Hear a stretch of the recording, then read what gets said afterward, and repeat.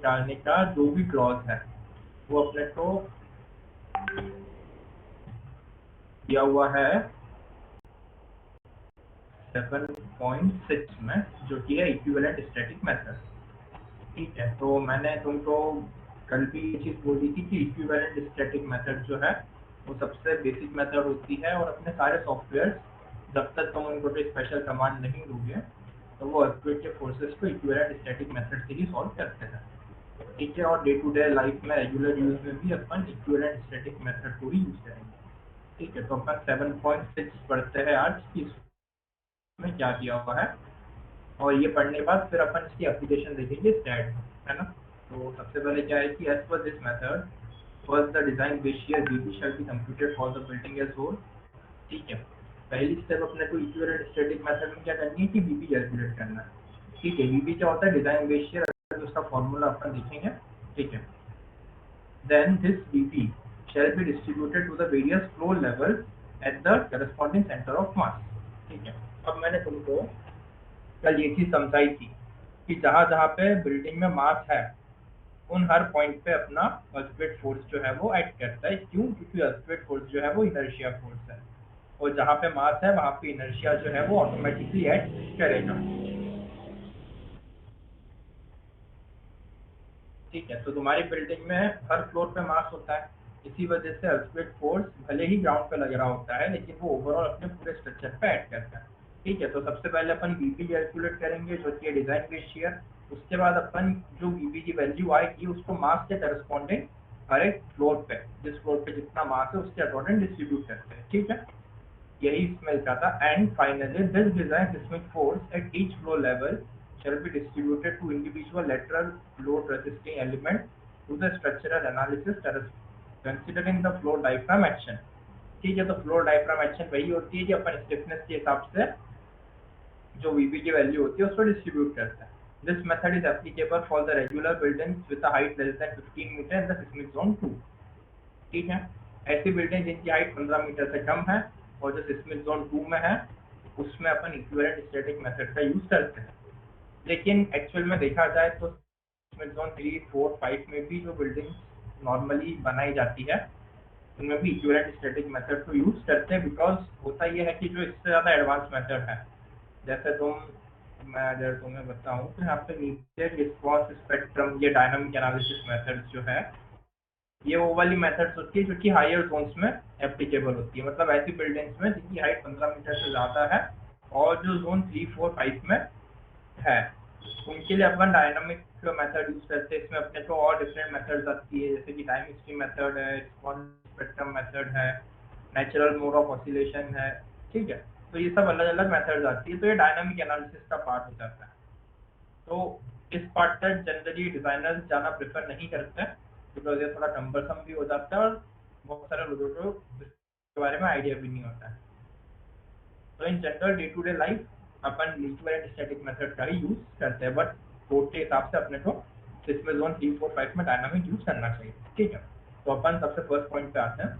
First point क्या बोल रहा है कि जो डिजाइन बेस शियर है बीबी along the any principal direction of the building shall be determined by BB equals to AH into W। ठीक है, तो डिजाइन बेस शियर का फॉर्मूला देके रखा है कोड ने, जो कि बहुत ही सिंपल फॉर्मूला है, जो कि है AH मल्टीप्लाई बाय W।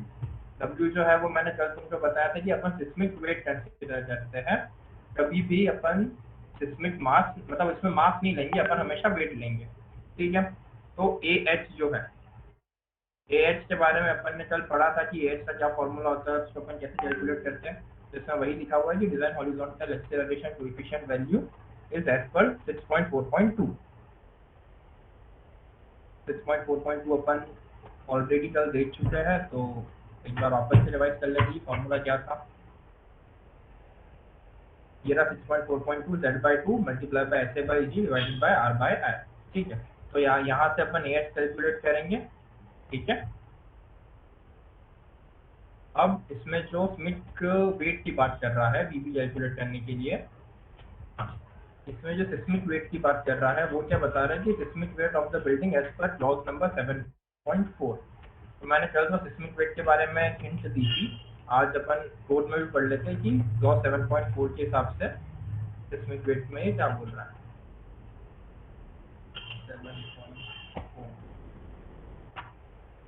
ये रहा, ठीक है। क्या बोल रहा है कि seismic weight of the each floor is it's full dead plus appropriate amount of impose load. जैसे मैंने तुमको कल बताया था कि अपन डेड वेट जो है वो तो पूरा कंसिडर करेंगे, लेकिन जो अपना लाइव लोड है जिसको बोलते हैं आपकी इम्पोज लोड कहा है, उसको अपन एक एप्रोप्रिएट अमाउंट में कंसिडर करते हैं। और कितना एप्रोप्रिएट अमाउंट में कंसिडर करना है वो क्लॉज नंबर 7.3 में दिया हुआ है। अभी अपन उसके ऊपर भी जाते हैं। While computing the seismic weight of each floor, the weight of the columns and the walls in any story shall be appropriately uh, approximated to the floors above and below the story। ठीक है, तो इसमें क्या होता है कि columns और walls का जो वेट है उसको अपन एक अप्रोक्सीमेट वैल्यू में कंसिडर कर लेते हैं। बाकी जो लाइव लोड और डेड लोड है उसके लिए अपन को एक फॉर्मूला इन्होंने दे के रखा है, ठीक है। अब इसमें एक और चीज क्या लिखी है कि any weight suppose in between storey shall be distributed to the floor above and below in inverse proportion to its distance from the floors. इसका मतलब क्या है कि अब जैसे तुम्हारा कॉलम,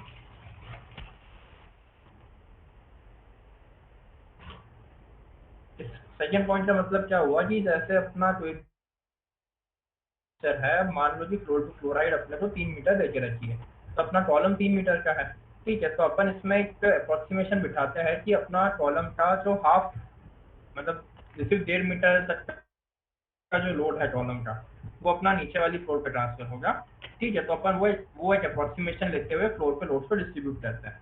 अब अपन क्लॉज नंबर 7.3 पे जाते हैं कि ये अपने को लाइव लोड के लिए, इम्पोज लोड के लिए क्या कंसिडरेशन दे रहा है। तो 7.3 में इन्होंने यहाँ पे ये वाली टेबल दे के रखी है।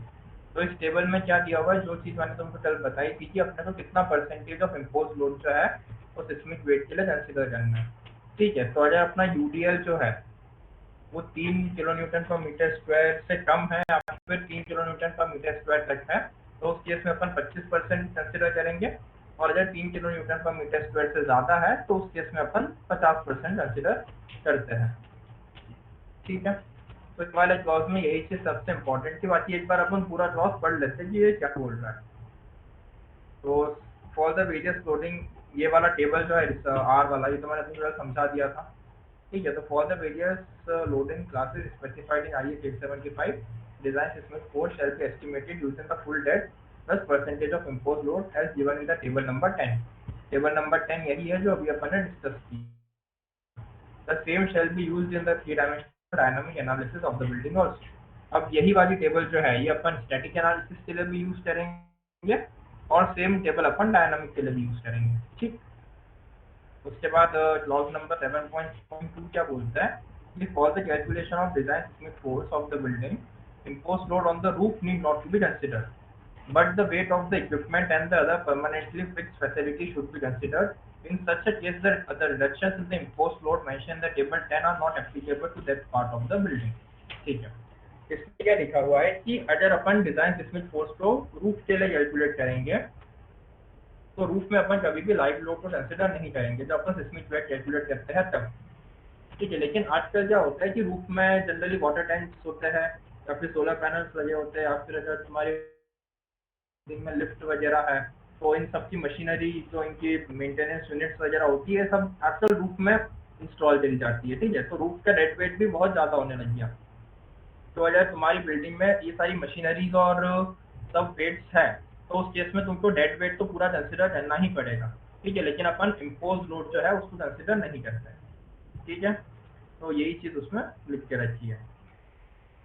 फिर अगला पॉइंट क्या है, impose load values indicated in the table 10 for the calculation design earthquake lateral forces are applicable to the normal conditions.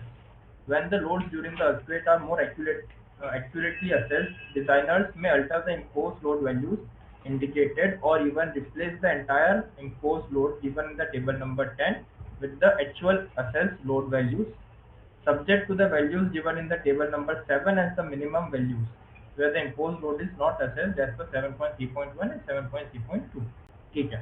तो 7.3.3 वाला जो क्लॉज है वो क्या बोल रहा है कि अगर तुम्हारा कोई स्पेशल टाइप का स्ट्रक्चर है या फिर तुमको अर्थक्वेक में बहुत ज़्यादा एक्यूरेसी के साथ जाना है तो टेबल नंबर 10 में जो वैल्यूज दी है तुम इसको इग्नोर करते हुए तुम्हारे अकॉर्डिंग या तो फुल इम्पोज लोड कंसिडर करो या फिर जो वैल्यू तुम लेना चाह रहे हो वो तुम ले सकते हो। मतलब यहाँ पे कोर्ट ने फ्रीडम देके रखी है कि टेबल नंबर 10 जो है वो यूज करना कंपलसरी नहीं है, तुम तुम्हारे अकॉर्डिंग ये वैल्यूज को इंक्रीज भी कर सकते हो, लेकिन मिनिमम वैल्यू जो है वो तुमको ये टेबल के हिसाब से लेनी ही पड़ेगी। तुम इससे कम वैल्यू कंसिडर नहीं कर सकते, लेकिन अगर वैल्यू बढ़ाना चाह रहे हो तो तुम बढ़ा सकते हो। फॉर एग्जाम्पल कि तुम चाह रहे हो कि मेरे को बिल्डिंग को अर्थक्वेक में ज़्यादा सेव करना है, और अगर तुम्हारा इम्पोज लोड 3 किलो न्यूटन पर मीटर स्क्वायर से ज़्यादा का है, तो यहाँ पे कोर्ट ने बोला है कि मिनिमम तुमको 50% फैक्टर लेना है।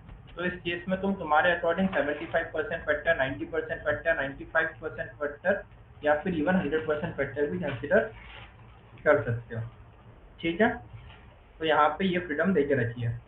अगले पॉइंट पे आते हैं, loads other than those given above, for example snow, permanent equipment shall be considered appropriately. मैंने तुमको बताया था कि इक्विपमेंट्स के जो भी लोड्स है वो डेड में आएंगे, तो उनको तो अपने को कंसीडर करना ही है। और स्नो लोड वगैरह जो है वो इसमें देखे रखा है कि तुम तुम्हारे अकॉर्डिंग एप्रोप्रिएट कंडीशंस के हिसाब से कंसीडर कर सकते हो। इसके बारे में कोर्ट ने स्पेसिफिक अपने को कोई भी पैरामीटर्स नहीं दिए। अब अगला पॉइंट क्या बोलता है कि in the regions of severe snow loads and the storms exceeding the intensity of 1.5 kilonewton per meter, 20% of the uniform design snow load or the sand load respectively shall be included in the estimation of the seismic weight. अब ये क्या बोल रहा है कि मान लो कि तुम्हारा ऐसा रीजन है जहाँ पे बहुत ज़्यादा स्नोफॉल हो रही है या फिर बहुत ज़्यादा सैंड स्टॉर्म्स आ रहे हैं, और ऐसी स्नोफॉल या सैंड स्टॉर्म है जिनकी इंटेंसिटी 1.5 किलो न्यूटन पर मीटर स्क्वायर से ज़्यादा है। तो मान लो कि तुम कहीं पे कश्मीर में कोई बिल्डिंग डिज़ाइन कर रहे हो, वहाँ पे स्नोफॉल होती रहती है। तो अगर वहाँ पे स्नोफॉल की इंटेंसिटी 1.5 किलो न्यूटन पर मीटर स्क्वायर से ज़्यादा की है, तो तुमको 20% of the uniform design snow load को कंसिडर करना पड़ेगा। और अगर सेम चीज़ तुम किसी डेजर्ट में डिज़ाइन कर रहे हो, डेजर्ट में अगर तुम्हारी सैंड स्टॉर्म्स आते रहते हैं, तो डेजर्ट में भी अगर सैंड स्टॉर्म की इंटेंसिटी 1.5 किलो न्यूटन पर मीटर स्क्वायर से ज़्यादा है, तो उस केस में भी तुमको 20% जो है वो कंसिडर करना पड़ेगा। ठीक है, अब in case the minimum value of the seismic weight corresponding to these load effect given in the IS 875 are higher, the higher value shall be used. और ये क्या बोल रहे हैं? हाँ सर लाइव लोड इतना डिक्रीज क्यों कर रहे हैं? मतलब हर में 25%, 50%, 20%? डिक्रीज क्यों कर रहा है ना? हाँ सर, क्यों कर रहे हैं सर ये डिक्रीज करने का मैंने तुमको कल रीजन बताया था ना कि अपन हमेशा फैक्टर ऑफ सेफ्टी 1.5 टाइम्स लेते हुए चलते हैं। ठीक है, तो जरूरी तो है नहीं कि तुमने अगर बिल्डिंग को डिजाइन किया है 1.5 टाइम फैक्टर ऑफ सेफ्टी लेके, या फिर मान लो कि तुमने कुछ बिल्डिंग डिजाइन करी जहाँ पे तुमने ये एस्टिमेट बिठाया था कि इसकी पूरी डिजाइन लाइफ में इस बिल्डिंग में 100 मतलब एक बार में 100 लोग इकट्ठा हो सकते हैं। ठीक है, लेकिन ये प्रोबेबिलिटी तो बहुत ही कम होती है कि तुमने उसको 100 लोगों के लिए डिजाइन किया और 100 लोग एक ही टाइम पे उस बिल्डिंग में आ गए, है ना? और अर्थक्वेक के टाइम पे तो मैंने कल भी बताया था कि अर्थक्वेक के टाइम पे कोर्ट ने हमेशा ये कंसिडर किया है कि लाइव लोड जिसके लिए अपन ने बिल्डिंग को डिजाइन किया है वो लाइव लोड 100% कभी रहेगा ही नहीं, क्योंकि लाइव लोड तो वैसे भी एक मूविंग लोड होता है। तुमने जिस लाइव लोड के लिए डिजाइन किया है वो लाइव लोड 100, जरूरी नहीं है ना कि हमेशा हर टाइम पे उस बिल्डिंग पे उतना है। इसलिए हर टाइम लाइव लोड को इन्होंने कम कंसिडर किया ताकि अपनी डिजाइन भी इकोनॉमिकल हो और अपनी बिल्डिंग अर्थक्वेक में सेफ भी रहे। आया समझ में?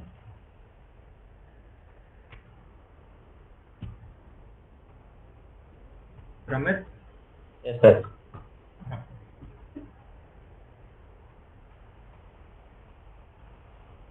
तो ये वाला स्नो के लिए और सैंडस्टॉर्म्स के लिए था। Fifth point. सिक्स पॉइंट क्या बोलता है कि in the buildings that have interior partition the weight of this partition on the floor shall be included in the estimation of seismic weight. This value shall not be less than 0.5 kilometre per metre square. अब obvious सी बात है कि सारी building में कहीं ना कहीं रूम्स के लिए पार्टीशन तो दिए ही होते हैं।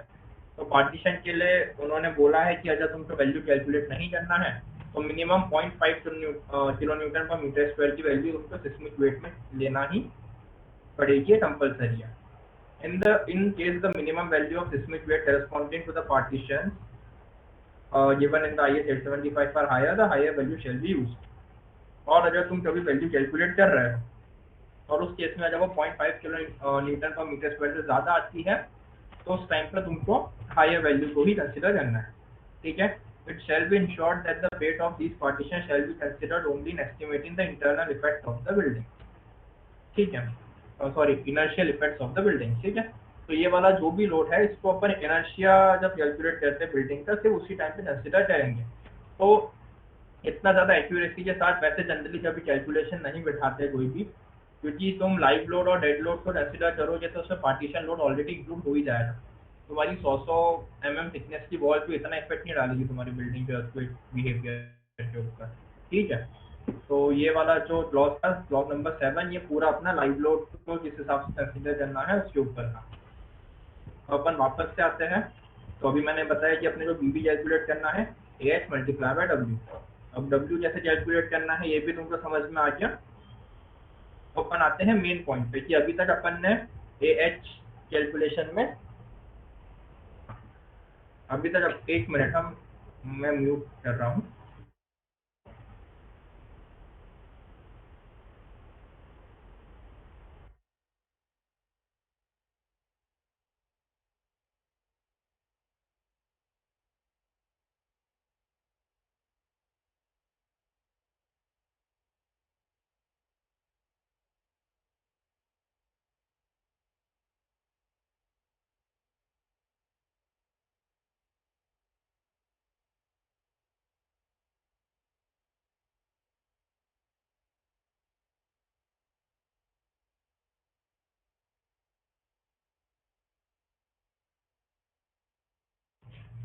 आवाज आ रही है?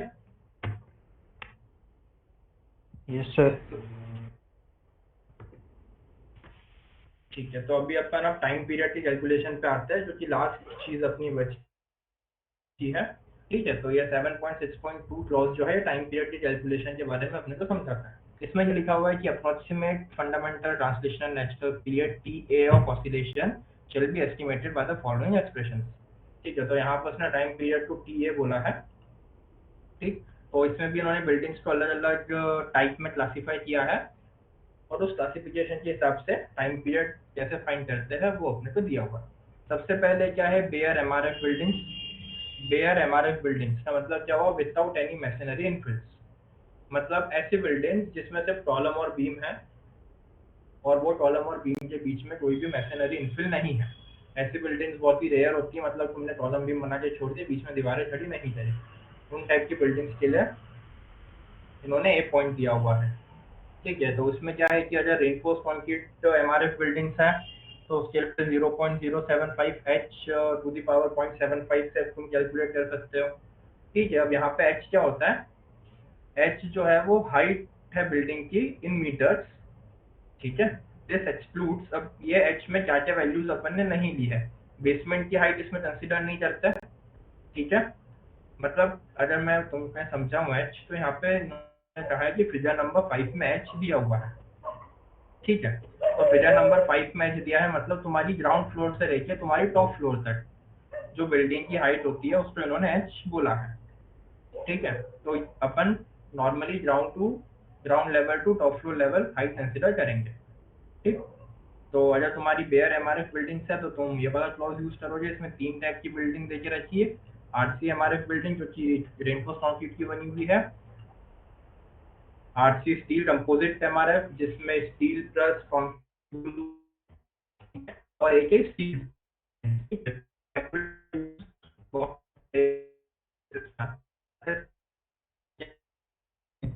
दिया हुआ है buildings with the RC structural walls. RC structural walls वाली बिल्डिंग मतलब वो बिल्डिंग्स होती है जिसमें तुमने शियर वॉल्स यूज करी है। RC स्ट्रक्चरल वॉल्स मतलब ऐसी बिल्डिंग होगी जिसकी वॉल्स जो है वो रेनफोर्स कंक्रीट की बनी है। तो जनरली तुम्हारी RC वॉल्स तुम्हें बिल्डिंग्स में कहाँ देखने को मिलेगी कि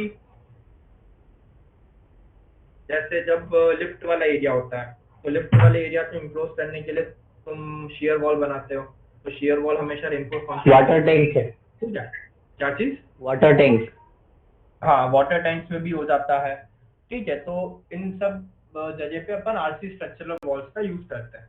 तो उस केस में तुमको कोड ने क्या फॉर्मूला दिया है, time period is equal to 0.075 H to the power 0.75 divided by root over AW should be greater than or equal to 0.09 H divided by root D। अब इसमें तुम्हारे पास H की वैल्यू है, तुमको बिल्डिंग की हाइट ऑलरेडी पता रहेगी। D क्या है वो मैं तुमको बताता हूँ अभी, AW क्या है वो भी मैं तुमको समझाता हूँ। ठीक है, तो यहाँ से अपने को TA की वैल्यू मिलेगी। अब AW क्या है? AW is the total effective area in the metre square of the walls in the first storey of the building. ठीक है, मतलब तुम्हारी बिल्डिंग की फर्स्ट स्टोरी में तुम्हारा वॉल्स का टोटल इफेक्टिव एरिया जो है मीटर स्क्वायर में, वो होता है AW। अब AW फाइंड कैसे करते हैं? तो AW फाइंड करने के लिए क्या है? Summation of I is equals to 1 to NW bracket AWI 0.2 plus LWI by H to the power का होल स्क्वायर। ठीक है, तो यहाँ पे H क्या है? H जो है वो हाइट ऑफ द बिल्डिंग है, जो मैंने तुमको अभी बताया था, ग्राउंड फ्लोर से लेकर टॉप फ्लोर तक। AWI क्या है? Effective cross sectional area of the front wall of the first story. ठीक है, मतलब जो भी तुम्हारा फर्स्ट स्टोरी में जो तुम्हारी फ्रंट वॉल होगी, फ्रंट वॉल तुम कैसे कंसिडर करोगे?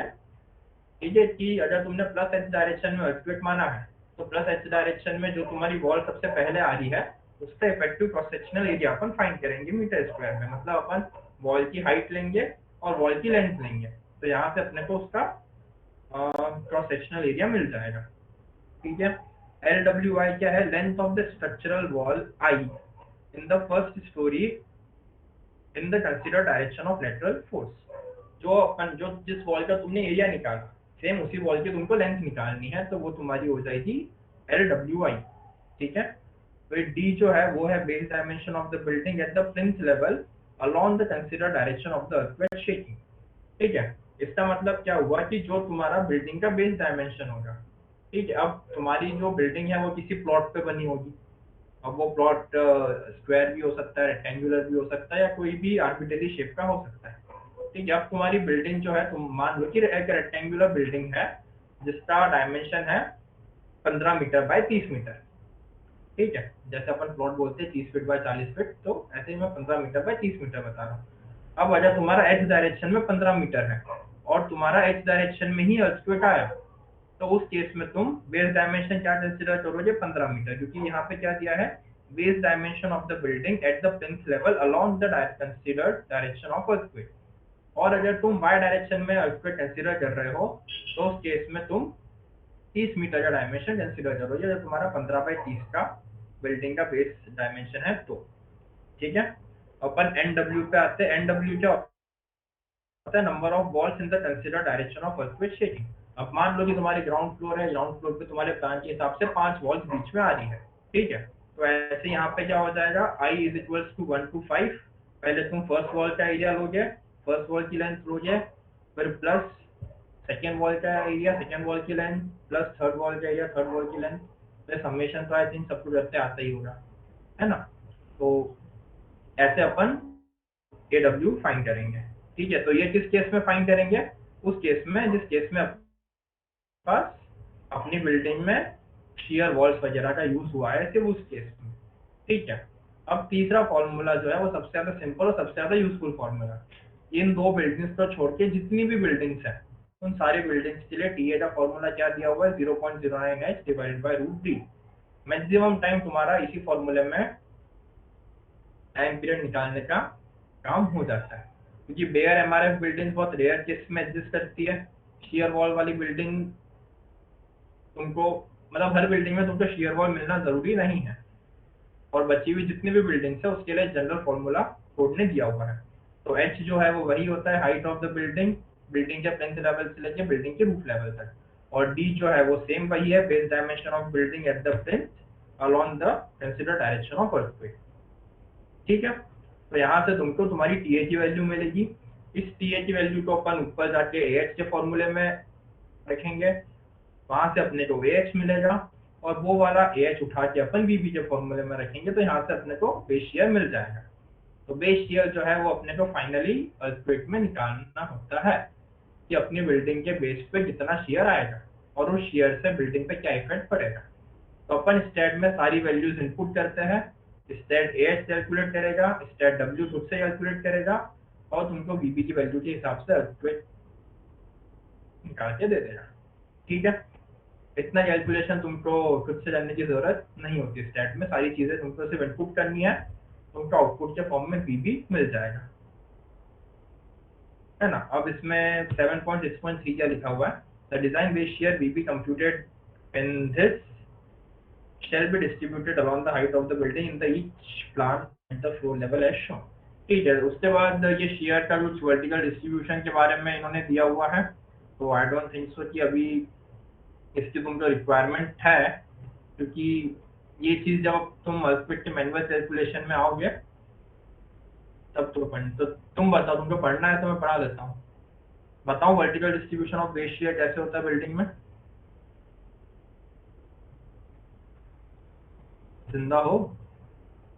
No sir. जिंदा नहीं है? नहीं सर, ना बताइए। अच्छा नहीं बताऊं, ठीक। तो अब जितना बेसिक अपने को अर्थक्वेक का पढ़ना था, जो तुमको सॉफ्टवेयर में यूज आएगा, उतना मैंने तुमको थ्योरी पोर्शन पूरा बता दिया है। ठीक है, तो कल से लेके अभी तक अपन ने जितनी भी थ्योरी पढ़ी, इसमें किसी को कुछ डाउट या कुछ कंफ्यूजन है तो अभी पूछ लो, फिर अपन सॉफ्टवेयर पे आते हैं। बोलो जल्दी, तुम बोलते नहीं हो यार। अमन कुछ डाउट? No sir. सर एक डाउट। हाँ बोलो। जो सर आपने सिंगल स्टोरी फर्स्ट स्टोरी का बताया था सर, तो हाँ। सर अगर डबल स्टोरी ट्रिपल स्टोरी आ गई तो फिर क्या? नहीं, अपनी बिल्डिंग तो ऑब्वियसली बात है G+3 G+4 ही रहेगी, लेकिन अपन सिर्फ शेयर वॉल वाले जो केस होता है उसमें सिर्फ फर्स्ट स्टोरी का ही कंसिडर करते हैं, ऐसा कोड में ही दिया हुआ है। ठीक है, मतलब वो ऐसी बिल्डिंग के लिए नहीं बोल रहा कि सिर्फ तुम्हारी G+1 ही बिल्डिंग होना चाहिए, तुम्हारी वाले G+16 बिल्डिंग हो, लेकिन तुम कंसिडर सिर्फ फर्स्ट स्टोरी का ही करोगे डेटा, ऐसा दिया हुआ है उसमें। हाँ। देविशा कुछ डाउट? No sir. दिव्यांशी?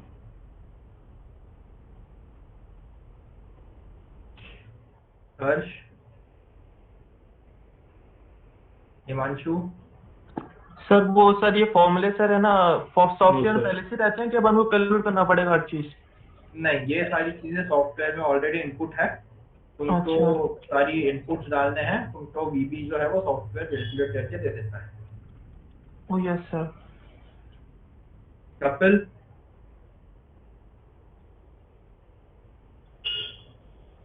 खुशी?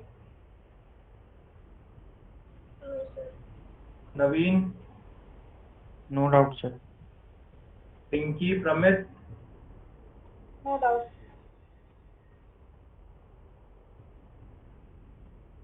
प्रशांत?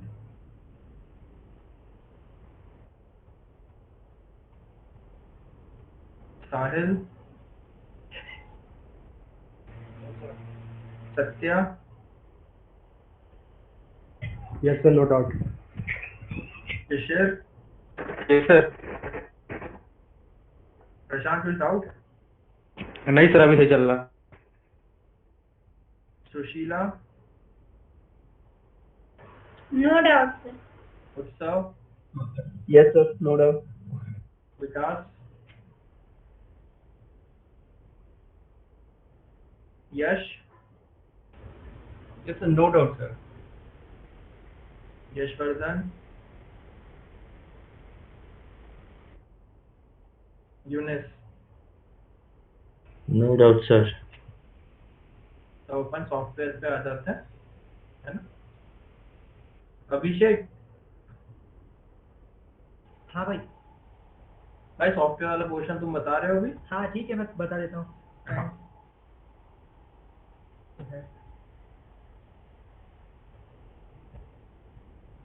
और है ना एक और बहुत मेन चीज है, मतलब मैं तुम सबके लिए बोल रहा हूँ, है ना, एक चीज जो होती है तो अपन बीए में जनरली इग्नोर मार देते हैं, वो ये चीज है कि अपन डिजाइन वगैरह और सारी चीजें, मतलब ओवरऑल सबकी डिजाइन बोल रहा हूँ, फुटिंग, बीम, कॉलम, स्लैब, ठीक है, इन सबकी डिजाइन अपन सिर्फ एग्जाम के अकॉर्डिंग पढ़ के छोड़ देता है।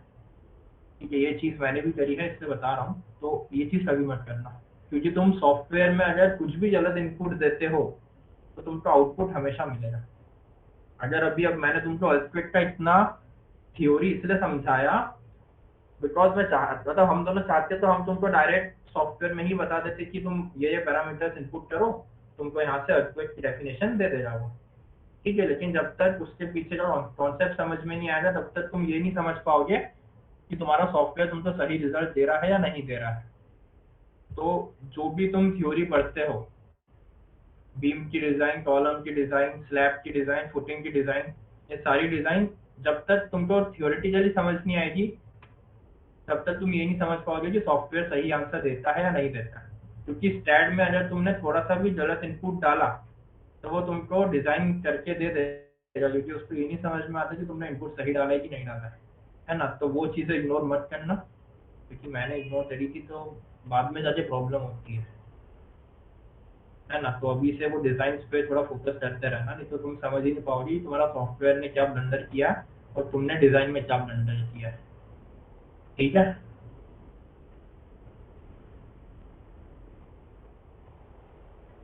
ठीक है। Yes sir.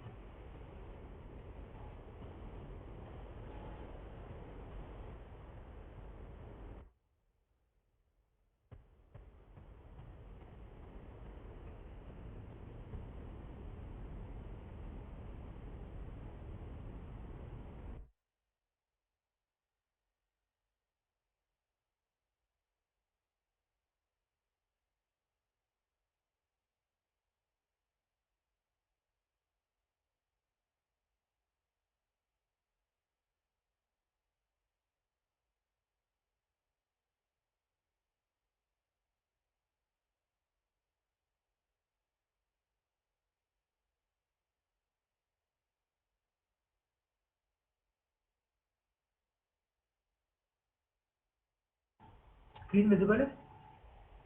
आवाज आ रही है? स्टार्ट करें? हाँ भाई विजिबल है। ठीक है। यस।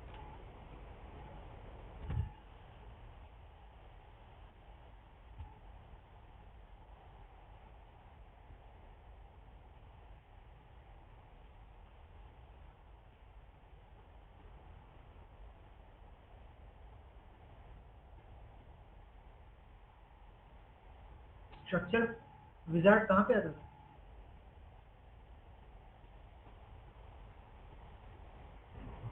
भाई ज्योमेट्री में सबसे नीचे। हाँ। हर बार हम लोग नया स्ट्रक्चर बताते थे, लेकिन इस बार मैं डायरेक्ट स्ट्रक्चर विजार्ड से ही सिलेक्ट कर रहा हूँ। इसमें से हम सिमेट्रिकल स्ट्रक्चर भी यूज कर सकते हैं, जैसा कि फ्रेम मॉडल दिया। ब्रेक फ्रेम में मैं बता रहा हूँ अर्थक्वेक लोड लगाना। इसमें मैंने जो लेंथ रखी है वो 12 मीटर है, हाइट 15 मीटर है, विड्थ 15 मीटर है। मतलब लेंथ और विड्थ मेरी 12 मीटर है, तो इसका जो प्लान है वो स्क्वायर है। डी की जो वैल्यू है वो 12 रहेगी। जब हम टाइम पीरियड में वैल्यू निकालते हैं 0.09 h upon root over D, तो हमारी डी की एल और डब्ल्यू दोनों पुट करते हैं, तो यहाँ पे 12 रहेगी। हाइट की वैल्यू 15 है। ठीक है। Number of base along the length 4 है। Number of base along the height, मतलब जैसे मैं ये अप्लाई करूंगा तो तुम लोगों को ये स्ट्रक्चर दिख जाएगा सीधे से सीधे। हर बार हम जो स्ट्रक्चर बनाते थे फ्रेम मॉडल का, एक बार हम लोग सिंगल फ्रेम भी बना चुके हैं एक बार। जैसे ये मैंने लेंथ 5 रखी, हाइट 5 रखी, विड्थ भी 5 रखी, 1 1 अप्लाई किया, तो ये अपन सिंगल बेस स्ट्रक्चर जो हमने पिछली बार 3D फ्रेम बनाई थी, ये डायरेक्ट हम यहाँ से ही बना सकते हैं। ऐसा होता नहीं स्ट्रक्चर्स में, हमें हर बार मॉडलिंग करना पड़ती है, लेकिन अभी समझाने के लिए मैं हर बार स्ट्रक्चर नहीं बताऊंगा, इसलिए मैंने डायरेक्ट बेस फ्रेम ले ले रहा हूँ। लेंथ में 12 रखिए, हाइट 15 मीटर रखिए, विड्थ 12 मीटर रखिए, नंबर ऑफ बेस 4 4 4 अप्लाई। ये जो मेरा बन गया स्ट्रक्चर विजार्ड बन गया।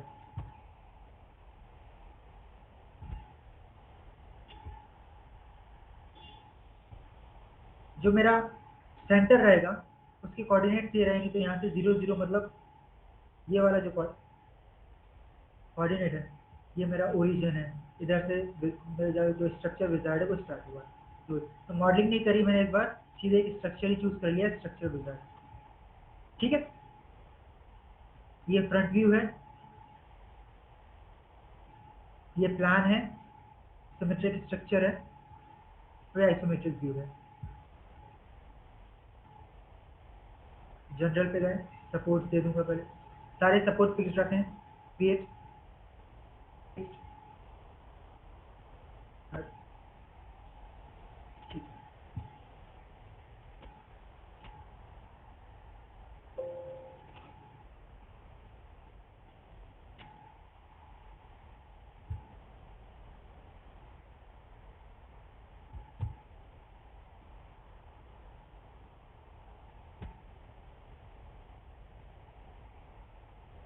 ये सब तो पता है ना सबको कि बार बार दोबारा सिलेक्ट करके बताऊं?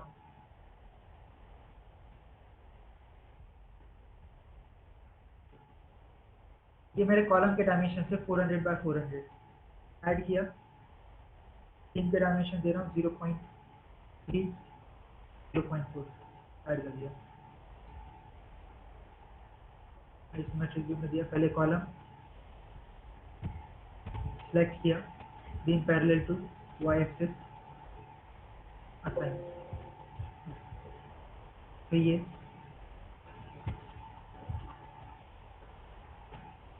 सेलेक्ट किया, beam parallel to x axis, select beam parallel to z axis. सारी बीम्स मेरी सिलेक्ट हो गई हैं, प्रॉपर्टीज मैंने दे रखी है, assign to selected beams assign.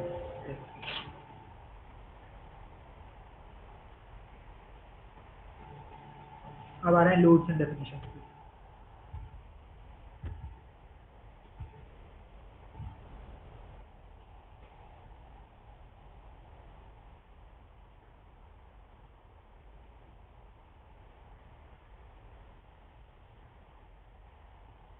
चलो पहले तो मैंने लोड केस डिटेल्स, जैसे हर बार डेड लोड लगाते थे, पहला जो हमारा होता था डेड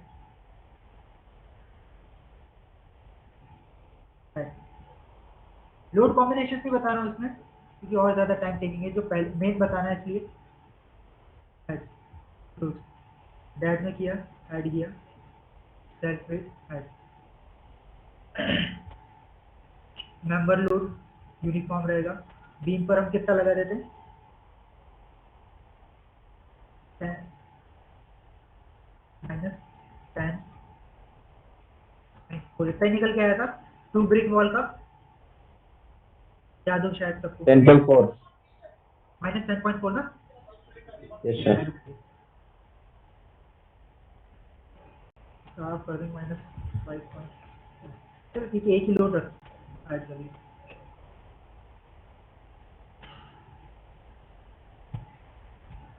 लाइव में ऐड किया, फ्लोर लोड -3 रखा,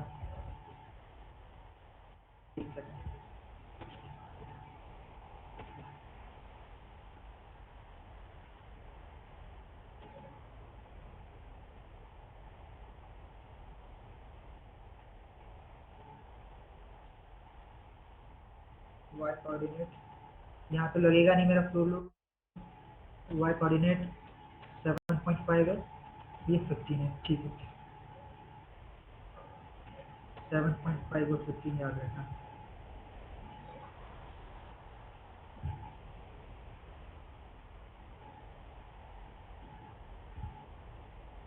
-3 लगा रहा हूँ। एक बार में फ्लोर लोड लग जाएगा, ध्यान से देखना। एक्स मैंने जो वाई लिमिट रखी है वो 7.5 और 15 के बीच में आना चाहिए, तो मैंने वाई मिनिमम रख रहा हूँ 7, मैक्सिमम रख रहा हूँ 16। एक्स मिनिमम जेड मिनिमम की रेंज से ये 0 ही रहेगी। एक्स मैक्सिमम है 12, जेड मैक्सिमम है 5 क्लोज। मैं लाइव लोड लग गया, सेल्फ वेट सीधे असाइन टू व्यू ठीक। अब ये चैलेंज है,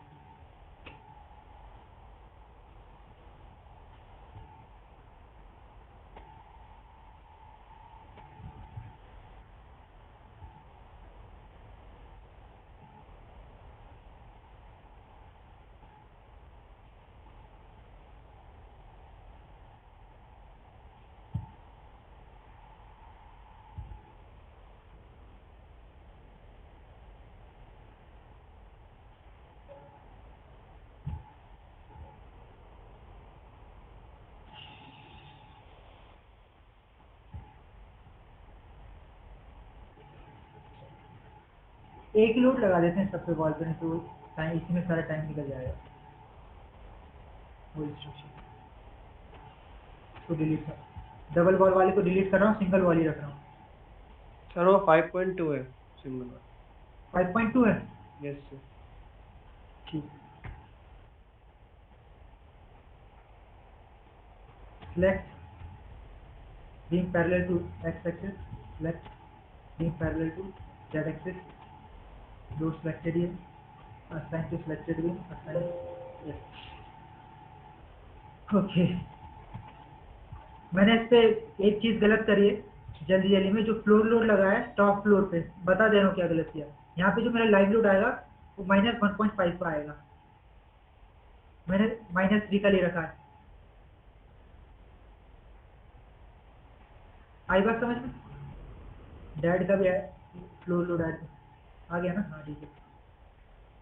मेन ये चीज बताना नहीं है इसलिए जल्दी जल्दी कर रहा हूँ।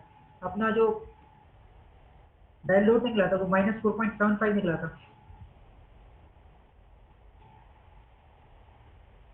फ्लोर का, इतना ही निकला था। Yes sir.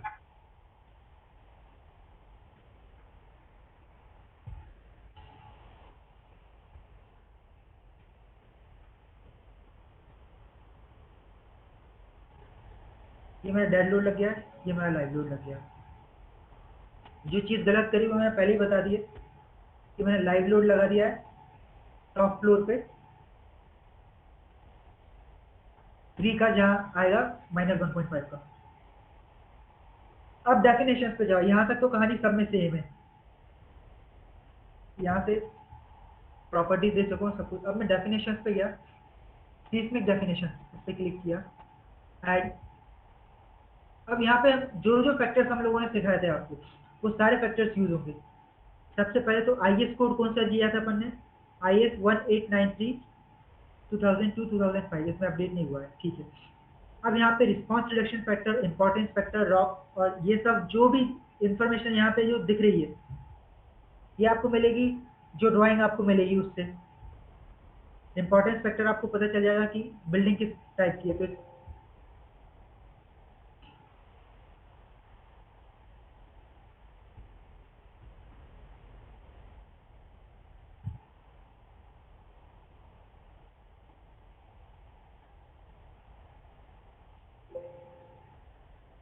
क्वेश्चन फेल क्यों बता रहा है?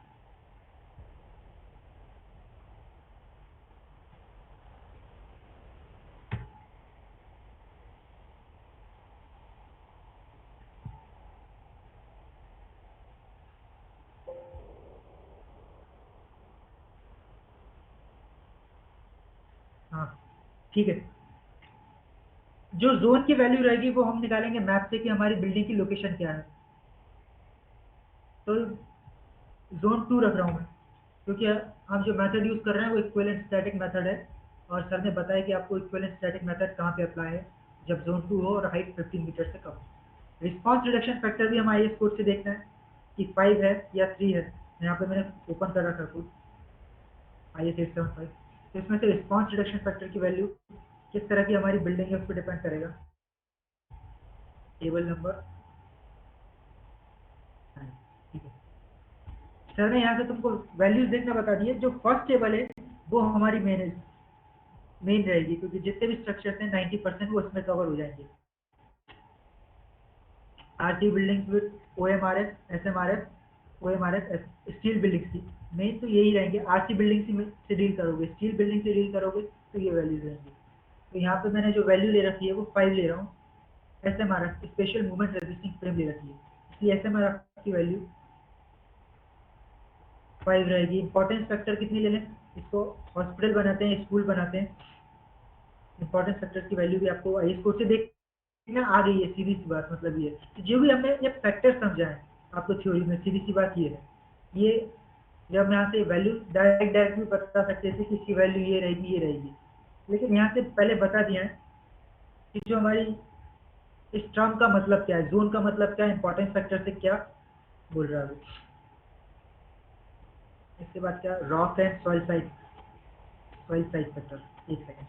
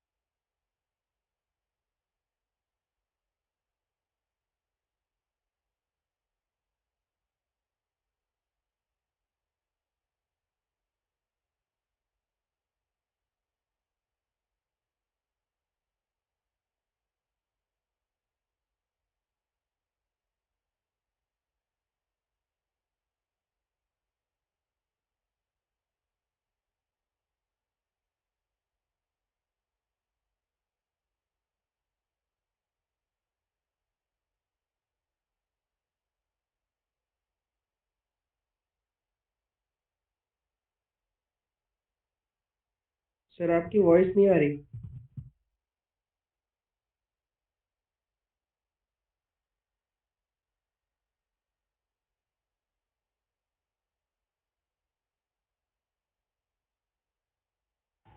हाँ, क्या बोल रहे हो?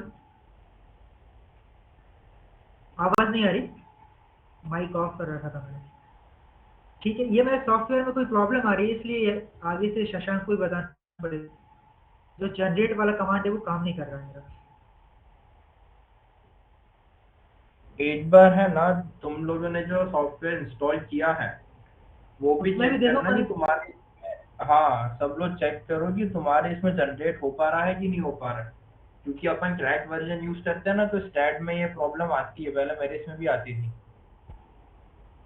तो फिर अगर नहीं रन हो रहा हो तुम्हारा, तो फिर मैं मेरा वाला सेटअप शेयर करूंगा तुम्हारे साथ। तो अभी सब लैपटॉप से ही ज्वाइन है। एक बार सब लोग ये प्रॉब्लम चेक कर लो, सेगमेंट डेफिनेशन में हाँ, जाके तो कुछ भी ऐड नहीं करके करना, बस हाँ वही। और अपना IS मैनेज 90। उसके बाद ये जनरेट हो पा रहा है कि नहीं हो रहा है, जैसे मेरे इसमें नहीं हो रहा है, मुझे सारी वैल्यूज यहाँ देखना पड़ेगी। सर मुझे भी नहीं हो। बताना। यूनिस तुम्हारे इसमें भी नहीं हो रहा क्या? No sir. तो आई थिंक फिर सबकी इसमें सेम प्रॉब्लम है। ये एक बार और कौन लैपटॉप से ज्वाइन है, फटाफट चेक करो। एक बार चेक कर लो, ये प्रॉब्लम तो नहीं आ रही है। अमन तुम लैपटॉप से ज्वाइन हो? No sir. हर चेक कर रहा हूँ सर, चेक कर रहा हूँ सर। हाँ, यस सर, मेरा भी एक्सपायर हो गया। एक्सपायर हो गया मतलब क्रिएशन फेल बता रहा नहीं हो होगा। पा रहा। देविशा, हाँ सर वही चेक सबके करो। पास एक बार सब चेक करके अपना चैट बॉक्स में बताओ कि जनरेट हो पा रहा है या नहीं हो पा रहा है। यस या नो में रिप्लाई कर दो फटाफट, मैं वरना फिर व्हाट्सएप मेरा। करूँ भाई? हाँ भाई, ये व्हाट्सएप पे भेज।